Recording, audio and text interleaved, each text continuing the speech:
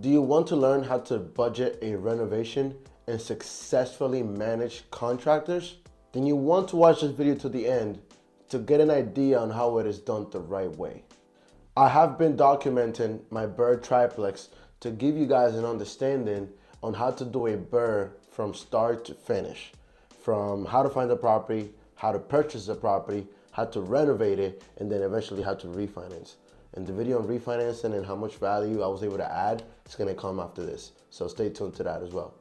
I have put the link of the BRRRR series of all the different videos I've been able to document, including how I purchased the property and a couple of different renovation videos that I was able to document to give you guys an idea on how much it kind of costs to turn over a unit and the kind of budget I was able to spend on the different apartments. This video will give you a last walkthrough of the last apartment renovation of the triplex that I purchased a few months back. And as I mentioned before, watching all these videos, especially in order, will give you a good idea on how the BRRRR strategy works and how to go about getting your first BRRRR property as well. But anyways, ¿qué lo que mi gente? My name is Yuri Galva. Welcome back to my channel. If this is your first time here, my name is Yuri Galva, and this is where I document my life to financial freedom. And I strive to reach financial freedom through investing in real estate. So anything real estate related, you definitely want to check out my channel. Before we jump right into the video, I also want to mention that after I walk through the unit, I'm also going to give you some quick tips and tricks that I've been able to learn dealing with contractors. So hopefully you can avoid some of the mistakes that I've made throughout the road.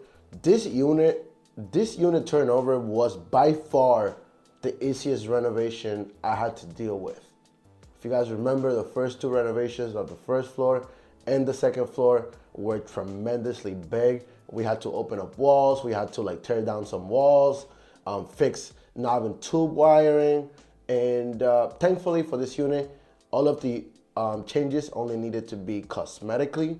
So meaning that I only needed to fix things like painting, fixing floors here and there, refinishing hardwood floors, updating the kitchen by putting up new cabinets, or painting existing cabinets, putting new granite countertops. I like to do granite countertops on my apartments. I just think long term rather than like short term, and then and obviously updating the bathroom as well by reglazing the tub, putting some new tiles, and changing the vanities and mirrors and stuff like that. So this video should be a lot quicker than most of the other ones because, like I said, it was just a much quicker renovation.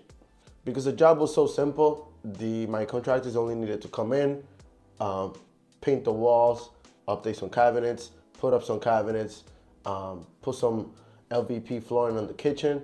So the third unit wasn't in super bad shape like the other two units were, but the property really smelled bad. It smelled like pee because there was a big pit bull there in the apartment and all that. Whenever the pit bull peed or whatever, like the pee would stay stuck to the hardwoods essentially. So I had to get someone to clean that up and really like deep clean it so that smell can go away. And that took a while to actually get that cleaned up. But as you can see here in these videos, there wasn't anything major that needed to get fixed or needed to get redone or needed to get ripped down, right? Like it was pretty much just updating things, painting, putting on floors, and just making it look cute and appealing to for future tenants to want to live in that unit. But if we look at the aftermath, look how beautiful this kitchen looks with brand new appliances, new stove, new microwave, new fridge, beautiful cabinets, granite countertops, LVP flooring in the kitchen, and we actually redid all of the hardwood floors in all the bedrooms and living room. As you can see, these floors look amazing. When they're redone, they look very shiny, very beautiful, and they actually are very durable. So that's why we decide, whenever we find hardwood floors, we decide to keep them and just redo them and make them look really nice rather than throwing up some LVP flooring on top of it. That's just our preference, and I recommend anybody that has hardwood floors to just redo them instead of putting up any kind of LVP or laminate flooring on top of it. And as you can see, the bathroom came out really nice. We reglazed the tub. That only cost me about $500 to reglaze the tub.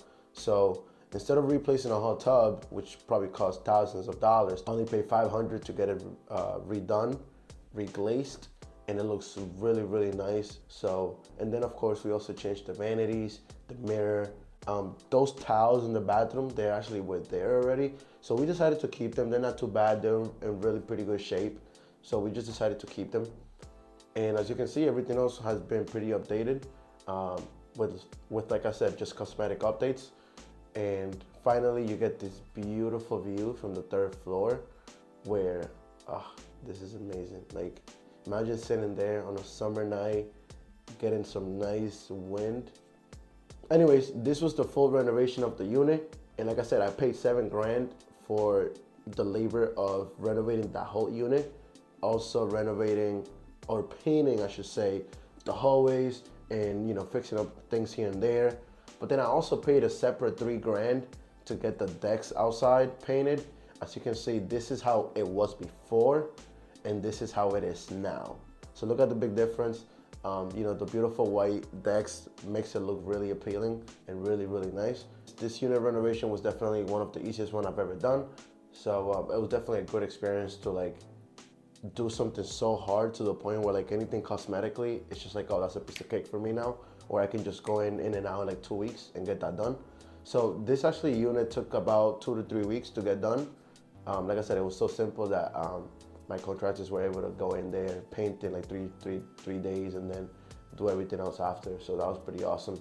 Now, anyways, here are some of the tips I want to recommend to you guys that I've been able to learn through mistakes. So I'm hoping that by these tips, you can avoid making those mistakes. Tip number 1, do not ever pay contractors in full if their job is not done. So I made that mistake, unfortunately, because I felt really connected to the contractor. I let my feelings get the best of me, where I should have kept a business mindset and you know, kind of like stuck to business regardless of how close or how connected I felt to my contractors. So that is one of the biggest mistakes I made. Paid in full to a plumber, and because I did pay them in full, it took me months to get them to come back and finish the job. So that is a mistake I will never, ever make again.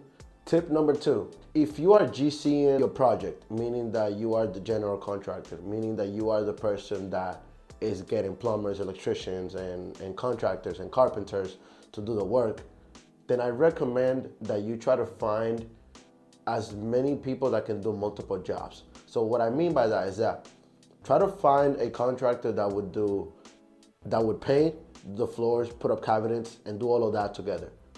Instead of having to find someone that does the flooring, another person that does the painting, and another person that, I don't know, like put up cabinets, right? Like these are 3 different people you gotta deal with.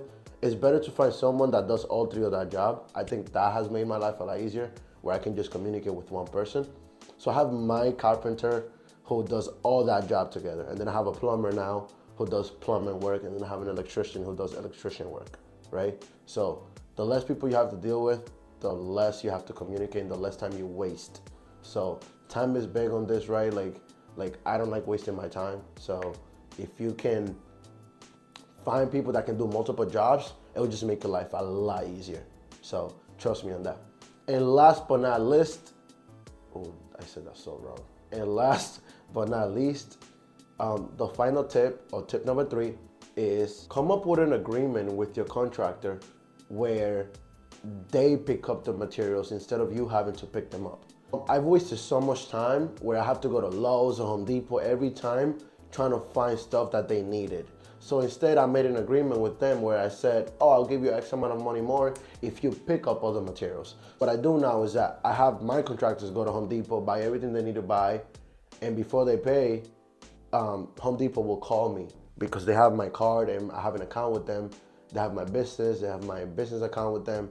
So what they do now is that whenever they pick everything up, Home Depot will call me and they say, hey, do you approve of this purchase? I do. They send me an email with the receipt. I reviewed the receipt and good to go. So this small strategy has saved me so much time where now I don't have to go to Home Depot every day or every other day to pick up something, right? Now I just get a call, 3-minute phone call, boom, review the receipt for about 5-10 minutes, and boom, I'm done. So I'm hoping that these 3 different tips help you in your real estate journey. And if you have any questions or anything was confusing of what I said, do not forget to leave any comments in the description below. I'll see you guys in the next one. Thank you very much for tuning in.